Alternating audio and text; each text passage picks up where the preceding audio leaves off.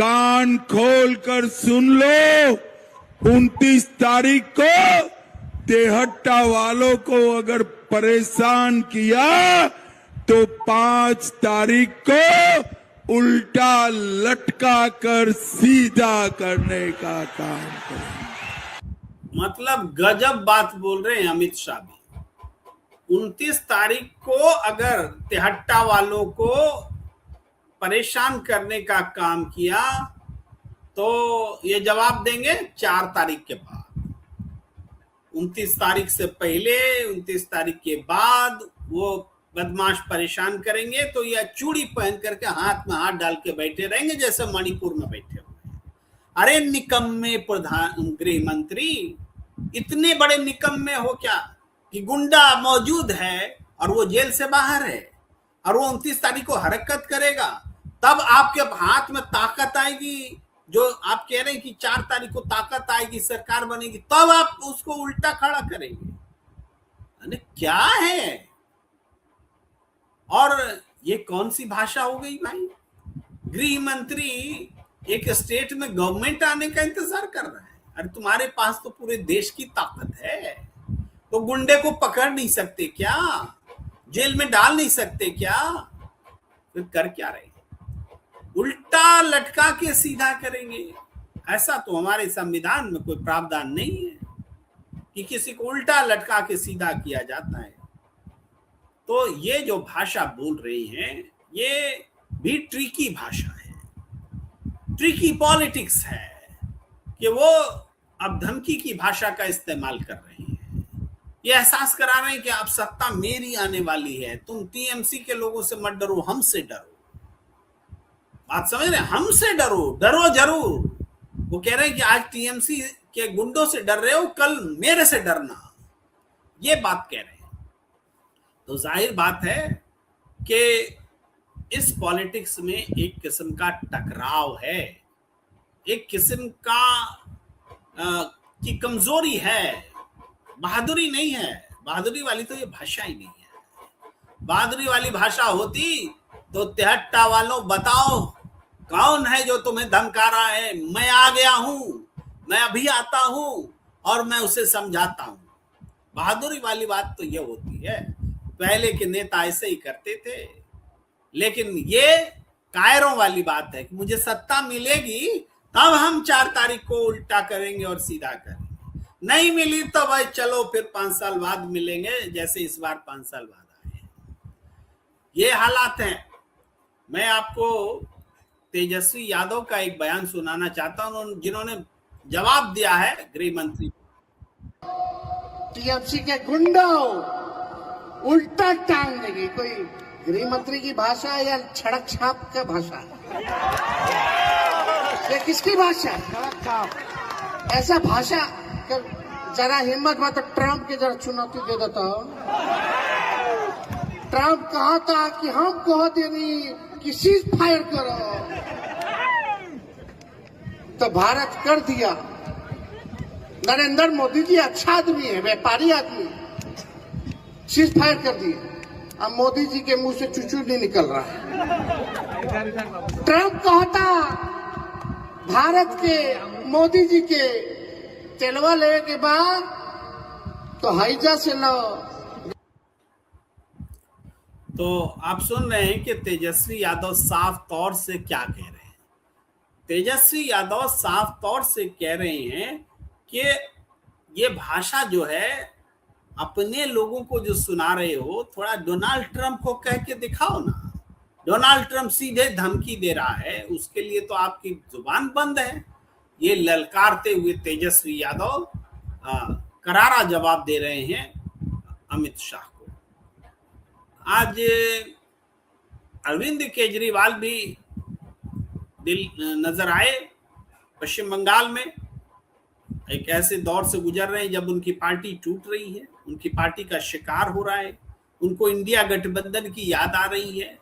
तो पश्चिम बंगाल में ममता बनर्जी के पक्ष में पहुंचे और उन्होंने कहा कि नरेंद्र मोदी बिना बेईमानी के तो कोई चुनाव जीत ही नहीं सकते। लेकिन इससे आगे भी कुछ कहा है, सो हम आपको सुनना चाहते हैं। पता चला बीजेपी के कई मुख्यमंत्री भी घूम रहे हैं यहाँ पे। कई मंत्री भी घूम रहे हैं यहाँ पे। इतने लोग बीजेपी ने लगा दिए किस लिए? एक दीदी को रोकने के लिए। एक छोटी सी महिला है, छोटा सा कद है, पर चलती बड़ी तेज है। जब मैं देखता हूँ सड़क पर बने, एक नारी सब पे भारी, एक नारी सब पे भारी। वो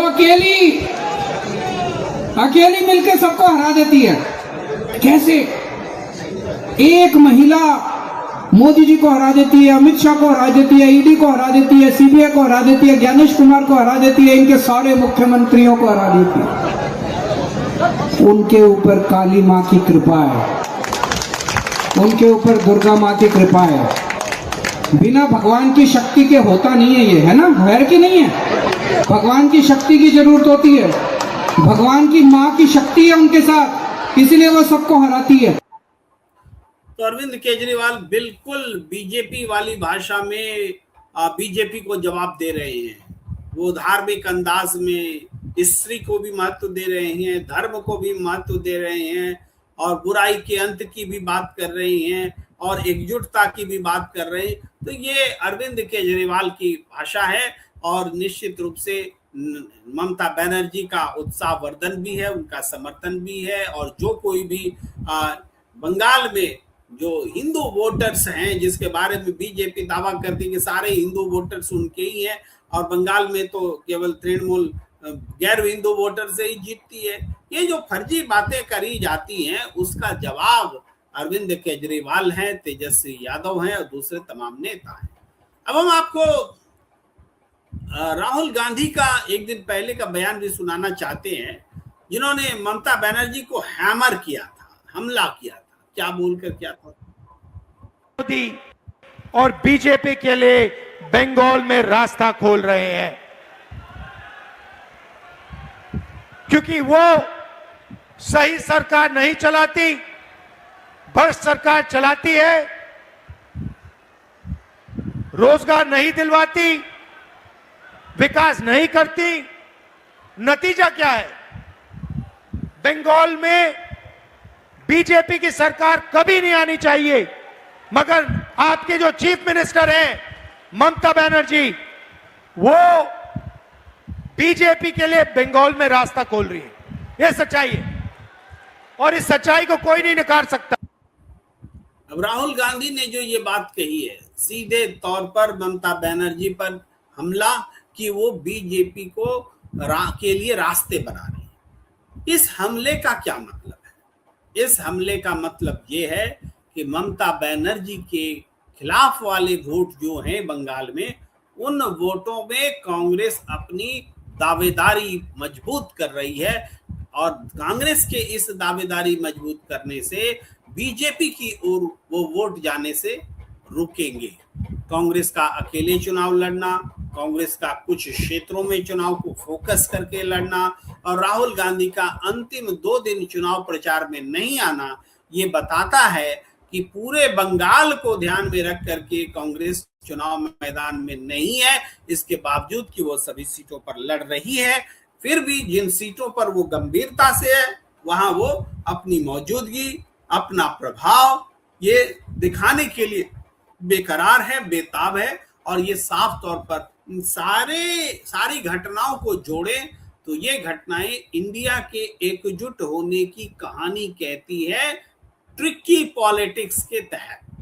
ट्रिकी पॉलिटिक्स बंगाल में चल रही है, और उसके तहत इंडिया गठबंधन के कांग्रेस को छोड़कर बाकी सभी दल एक साथ खड़े हैं, और कांग्रेस इसलिए खिलाफ में खड़ी है ताकि बीजेपी की ओर एंटी इनकम्बेंसी वोट जाने से रोका जा सके। ये कोशिश है।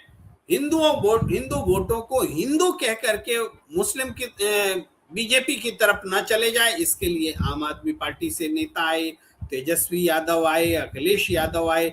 इन्होंने वो पूरा कॉन्सेप्ट समझाया कि हिंदुओं के साथ बीजेपी खड़ी नहीं है, और इस तरीके से एक फाइटिंग स्पिरिट जो है पैदा किया गया। अब मैं आपको एक बहुत बेहतरीन बाइट सुनाने जा रहा हूं। भाई सयानी घोष इतनी सुंदर और आकर्षक तरीके से अपनी आवाज का इस्तेमाल करते हुए, अपने संबोधन करने की क्षमता का इस्तेमाल करते हुए जनता को प्रेरित कर रही हैं, संदेश दे रही हैं, कम्युनल हार्मनी का संदेश दे रही हैं और सहिष्णुता का संदेश दे रही है। एक काबिले तारीफ है, हमेशा याद किया जाएगा। आपको सुनाना जरूरी है।